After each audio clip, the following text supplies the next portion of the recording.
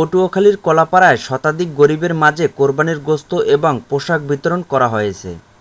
শনিবার ৮ই জুন দুপুর 12:30টায় পৌর শহরের কলেজ রোডস্থ শিথিল এন্টারপ্রাইজ কার্যালয়ে বেসরকারি উন্নয়ন সংস্থা পাথওয়ে এবং কলাপাড়া বহুমুখী সামাজিক সংগঠন স্পন্দন কলাপাড়ার আয়োজনে করা হয়।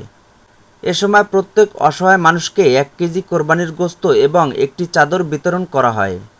বহুমুখী সামাজিক সংগঠন স্পন্দন কলাপাড়ার সভাপতি হাজী মোহাম্মদ আবুল হাসনাত রিমন শিকদারের সভাপতিত্বে এ সময় উপস্থিত ছিলেন পাথওয়ের নির্বাহী পরিচালক মোহাম্মদ শাহীন, উপজেলা প্রকল্প বাস্তবায়ন কর্মকর্তা মকসুদুল আলম, স্পন্দন কলাপাড়ার বিল্লাল খান কাবুল, সজল বিশ্বাস, মোয়াজ্জেম হোসেন, আরিফ শিকদার, রেহান উদ্দিন রেহান, রুস্তুম আলী, আনিস খান, নাহিদুল হক, খন্দকার আল মামুন, মোহাম্মদ জুয়েল, মাওলানা ফোরকানুল ইসলাম, মোহাম্মদ ফখরুল আলম, ইলিয়াস জাবেদ, মোহাম্মদ নজরুল ইসলাম, নাজমুস সাকিব প্রমুখ।